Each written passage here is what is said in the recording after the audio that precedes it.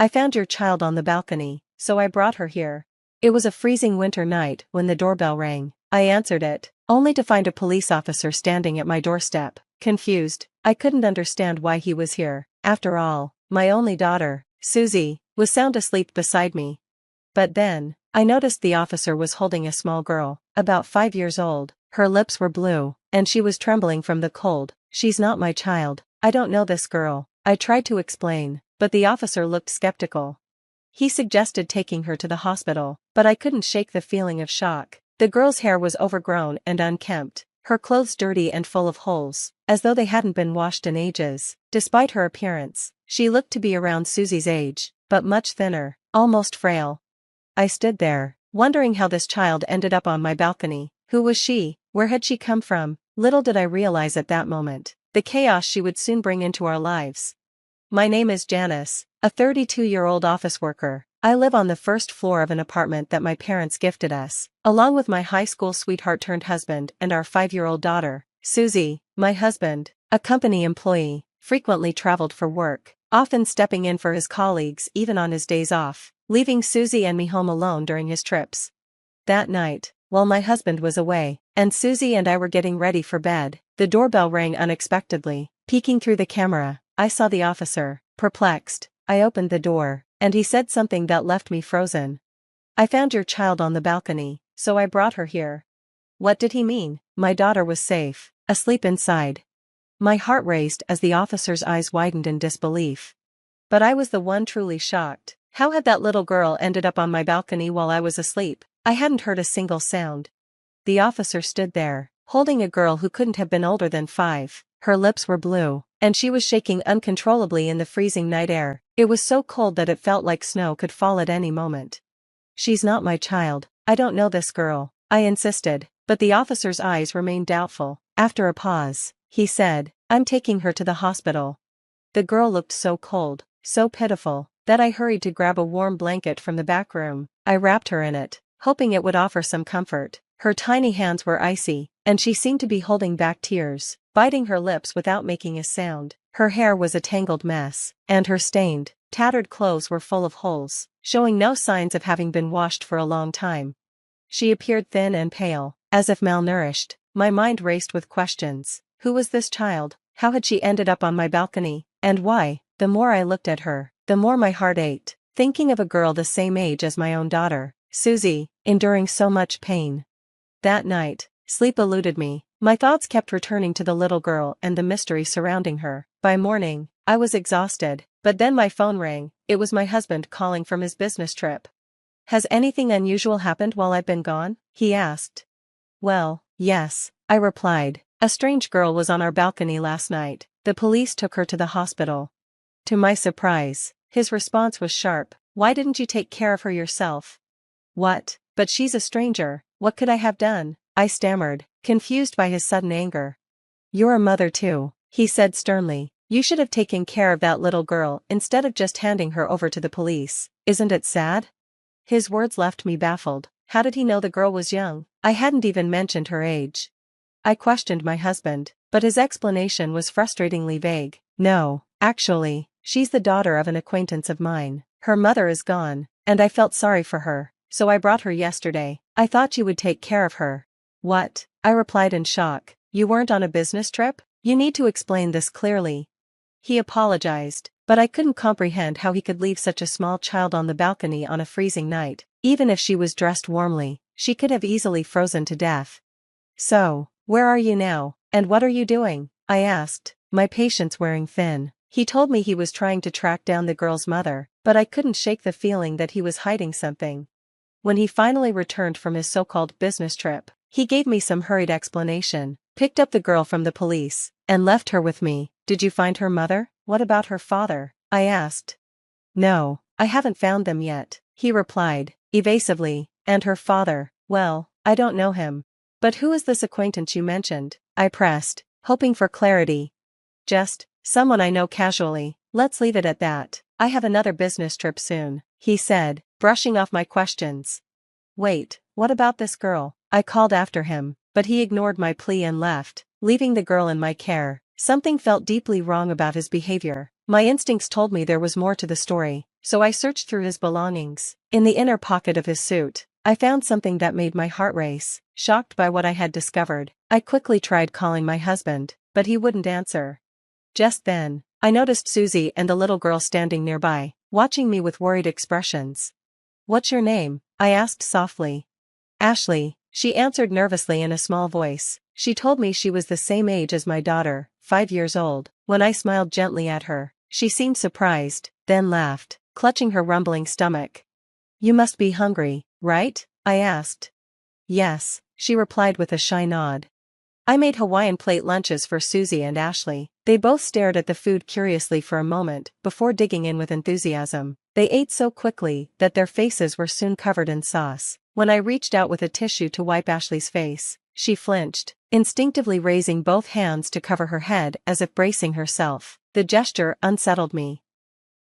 "It's okay, sweetheart," I said softly, trying to reassure her. "I'm just wiping your mouth." Ashley relaxed, lowering her hands. With a relieved expression, she let me clean her face before turning back to finish her meal, her appetite returning. Once both girls were done, they looked content and satisfied. It was clear Ashley needed a bath. Her clothes were dirty, and her skin looked like it hadn't been properly washed in days. As I started to undress her for a quick shower, I gasped involuntarily. Her small body was covered in bruises, marks that looked like she had been beaten and pinched. I tried to keep my composure, not wanting to alarm her, and gently guided her to the bathroom.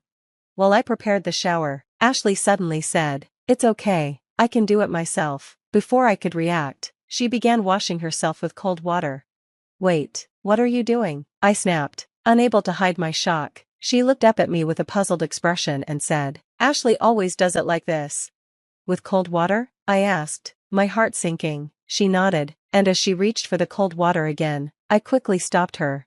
"No, sweetie, you need warm water," I said gently, taking over and washing her thoroughly with soap. As I poured warm water over her, she murmured, "It's warm," her eyes wide with surprise and contentment. It broke my heart to realize that she rarely showered at home, and when she did, her mother had told her to use cold water. The fact that Ashley accepted this as normal, without questioning it, made me ache for her. After the shower, I dressed her in clean clothes, still shaken by what I had discovered. I dressed Ashley in Susie's clothes and neatly arranged her hair. The transformation was remarkable. Standing next to Susie, Ashley looked like her sister. The two of them could have been twins. I couldn't help but smile warmly as I noticed how much they resembled each other, their faces reflecting a sense of innocence and sweetness. Ashley was an obedient and gentle child, and I could tell she longed for affection. She would hover near me as I cooked, tugging gently at the edge of my skirt, seeking love and comfort. At bedtime, she'd hold my hand tightly, refusing to let go. Susie, too, quickly grew fond of Ashley, and the two became inseparable, bonding like true sisters.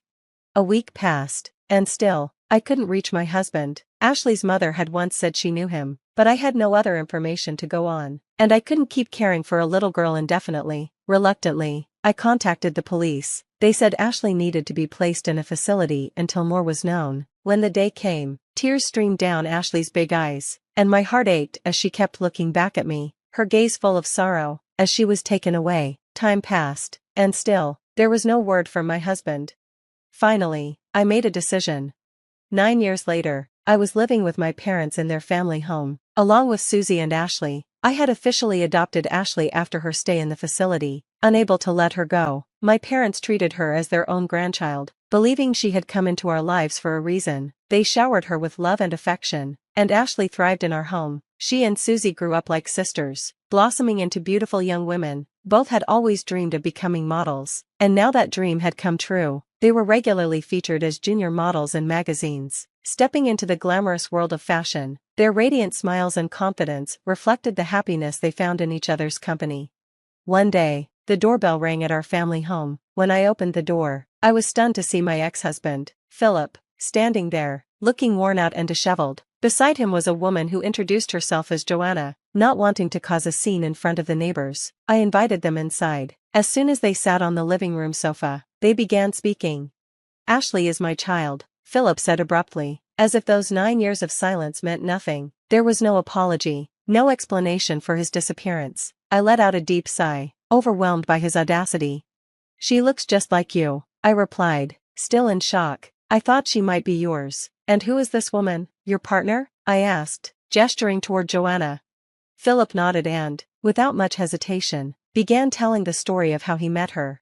Joanna had been working part-time at a bar that Philip frequented. Even though she knew he was married with children, they hit it off, and eventually, she became pregnant with his child. She gave birth to Ashley, but Philip couldn't make up his mind and didn't divorce me right away. Joanna, growing tired of childcare, eventually abandoned her role as a mother. In desperation, Philip thought of having me raise Ashley. It was an unbelievable story, but what surprised me even more wasn't just the tale itself. Please, give Ashley back to us. My ex-husband suddenly stood up from the sofa, his voice cracking as he made an outrageous request, tears welling in his eyes. He apologized deeply, but his words left me speechless.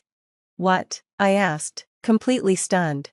I saw her in a magazine. She's grown up so beautifully, hasn't she? She's even becoming popular. His tone was desperate. So what? That has nothing to do with either of you, I retorted, my frustration boiling over. But I'm Ashley's real mother, Joanna interjected. You're just the fake. After all, how dare you claim her without contacting us all these years? Her words cut deep, but I wasn't having it. How dare you? You've been gone for 9 years without a single word. Philip, now on his knees, grabbed my leg, looking utterly pathetic. We don't have any money. We're in real trouble. Ashley is our only hope. Please, give her back to us. My stomach churned at his plea. You're planning to use her to make money, aren't you? You want to live off her success. How could you even think of that? I said, disgusted. No, Philip protested. That's not fair. You're the one using Ashley to make money with her modeling career. That's not true, I snapped back. I've saved all of the money for both of the girls. Ashley is my child too, and I will never let you take her from me. Suddenly, Joanna rose from the sofa, her eyes wild, as she lunged toward me with a reckless energy that sent a shiver down my spine. Before I could react, Ashley burst into the room, throwing herself between us. She spread her arms wide, standing protectively in front of me, glaring at Joanna. What are you doing to my mom? Stop it, Ashley shouted. Ashley, you've grown so beautiful, Joanna said softly, trying to sweet-talk her. Remember me? I'm your mother. Let's go home together. But Ashley's response was clear and firm. You're not my mother. Get out of this house now. Her voice cracked, and she broke down in tears, clinging to me. Even though she had been very young when they left, it seemed Ashley's faint memories of the terrible treatment she endured had never fully faded. Ashley, dear, that's just a misunderstanding, Joanna pleaded weakly. You were so young back then.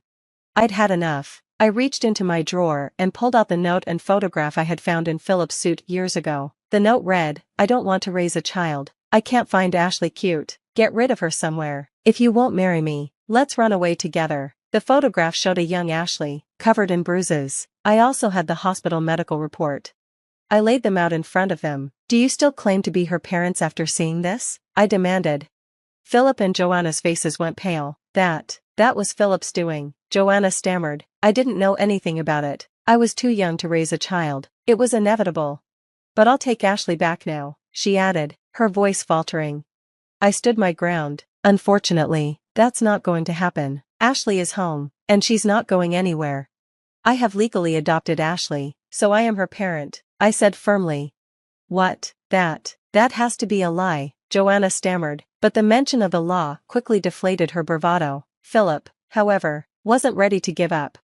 If that's the case, he said, trying to sound earnest, I'll break up with Joanna. Let's just start over. Susie and Ashley are my children. We can go back to being husband and wife. There won't be any problem, right? I stared at him in disbelief. What? You really think everything will just go your way? Like I would let that happen? My voice trembled with anger, my patience finally snapping. Listening to Philip and Joanna, I was first dumbfounded, then furious. These were people I wanted nothing to do with, not even for a second longer. I have more bad news for you, Philip, I said coldly. You and I are no longer married.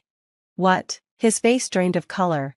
3 years after you disappeared, I filed for divorce. The court granted it, I said, my words final. You did that on your own? Philip stammered, just as he made a move to grab my arm, but before he could touch me, the unmistakable sound of a police siren echoed outside. My parents had called the authorities after witnessing Joanna's earlier outburst.